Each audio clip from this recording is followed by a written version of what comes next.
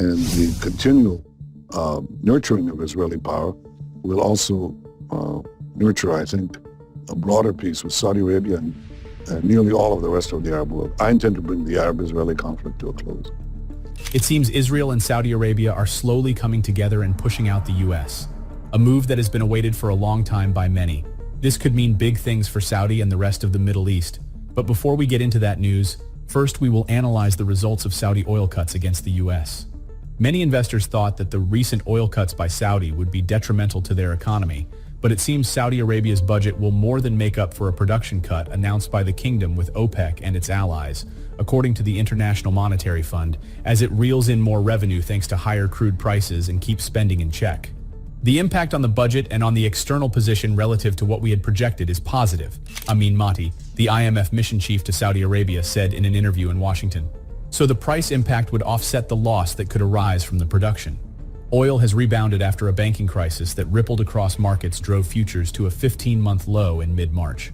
Global benchmark Brent has held above $85 per barrel in April, following the unexpected decision to cut more than 1 million barrels in daily output starting next month. Saudi Arabia, OPEC's de facto leader and the world's top oil exporter, agreed to slash production by 500,000 barrels a day. Saudi oil revenues last year reached nearly $326 billion, a near-record windfall that combined with higher production volumes to make its economy the fastest growing in the Group of 20. It also helped the government run a fiscal surplus for the first time in nearly a decade. The IMF anticipates Saudi economic growth will slow to 3.1% this year and next, from almost 9% in 2022, after sharply improving the outlook for 2023 in one of the fund's biggest positive revisions in its latest global forecasts. While Saudi Arabia's economic growth rate may suffer from lower crude production, the cuts won't affect its non-oil expansion because that's going to be driven by domestic demand, the IMF's Mahdi said.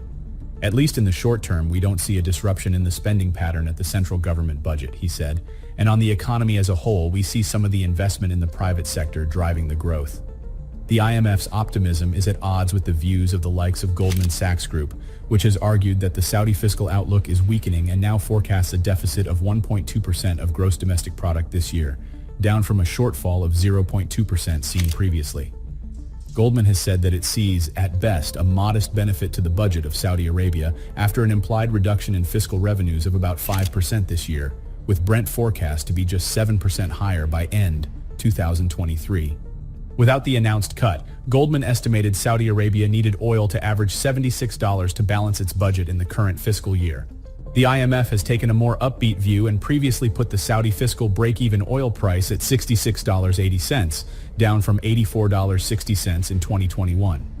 Given that central government spending is now more contained and is expected to be reduced going forward, the oil price Saudi Arabia requires to balance its books is lower than what it used to be, Mahdi said. We expect that break-even price to become even lower. Saudi Arabia still depends heavily on the flow of petrodollars into the government's coffers to power expenditure on job creation and costly infrastructure. It's also shifted more capital outlays on economic development to the Sovereign Wealth Fund, known as the PIF, as well as another state investment vehicle, and those figures don't show up in the budget.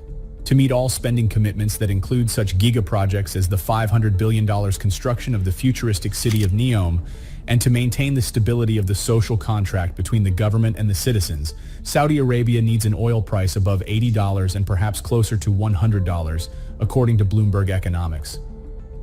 Consolidated View authorities are working to provide more transparency on the sovereign balance sheet as a whole, an effort that's now become part of their priorities after being long encouraged by the IMF, Mahdi said. There's a lot of operations happening in the central government like the PIF, the central bank, and other entities, he said. It's important to have a consolidated view of the fiscal position and what's happening. Saudi Arabia has tried to break the link with crude by holding back spending increases and using energy proceeds to accelerate projects that contribute to weaning the economy off a reliance on oil. Current plans call for keeping the budget in the black in the coming years after a slew of measures that included reductions in subsidies alongside more taxes and levies. The government's latest fiscal outlook, unveiled in December, showed it expected to run a surplus of 16 billion rials, $4.3 billion in 2023, nearly double its previous estimate.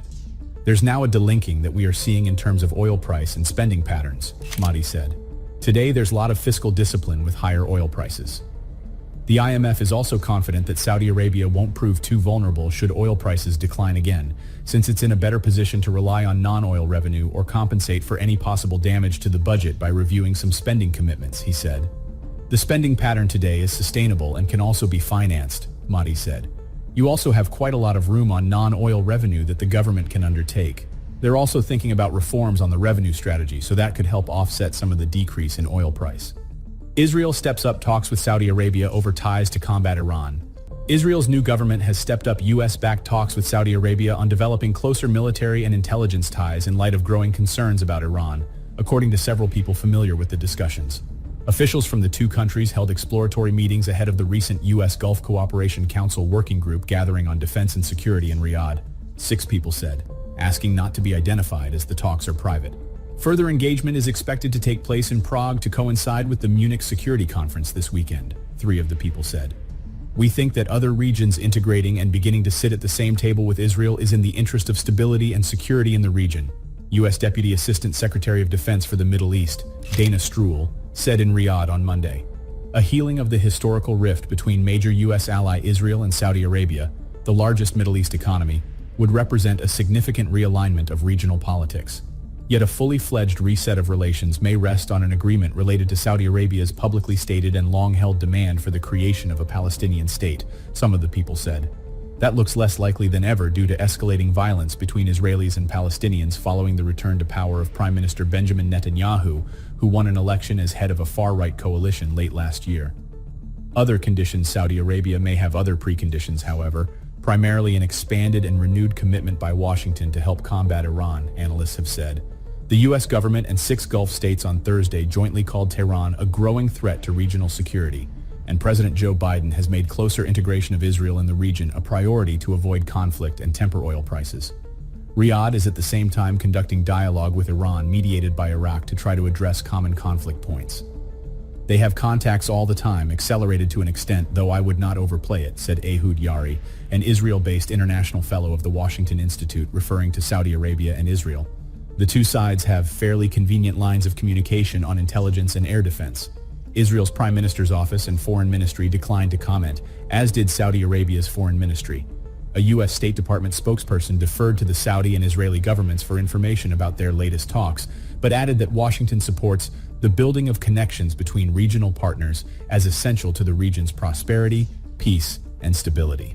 On the Saudi quest for new security and military commitments from the U.S. as price for normalization with Israel, the spokesperson said Washington was working with our Saudi partners to reinforce shared priorities in a relationship that promotes a more stable, prosperous, and integrated Middle East. A potential alliance between Israel and Saudi Arabia would come after the former country repaired diplomatic relations with the United Arab Emirates, Bahrain, Morocco, and Sudan in a series of deals brokered by the Donald Trump U.S. administration in 2020, now known as the Abraham Accords. Since then, trade has flourished, and Israel's defense exports to those countries reached almost $800 million in 2021. Saudi Arabia and the East show interest in the petro-yuan. Since being introduced, many of China's major oil suppliers began accepting oil payments in yuan. Russia, Iraq, Indonesia, and a few other countries also have engaged in non-dollar trades. China has for some time been buying increasing amounts of oil and liquefied natural gas from Iran, Venezuela, and parts of Africa in its own currency, petro-yuan.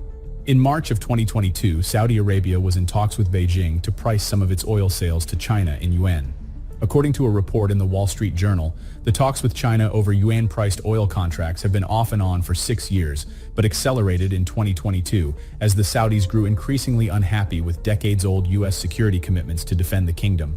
In December last year, China's President Xi Jinping said in Riyadh that Beijing and Gulf nations should make full use of the Shanghai Petroleum and National Gas Exchange as a platform to carry out UN settlement of oil and gas trade.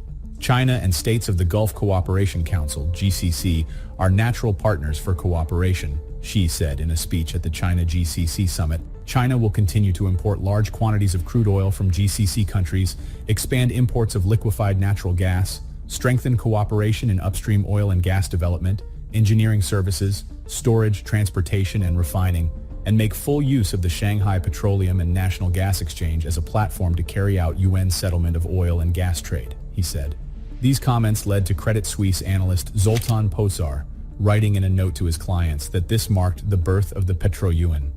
According to Potsar, China wants to rewrite the rules of the global energy market as part of a larger effort to de-dollarize the so-called BRIC countries of Brazil, Russia, India, and China, and many other parts of the world after the weaponization of dollar foreign exchange reserves following Russia's invasion of Ukraine. As recently as February this year, Iraq too agreed to allow trade from China to be settled directly in yuan instead of the US dollar,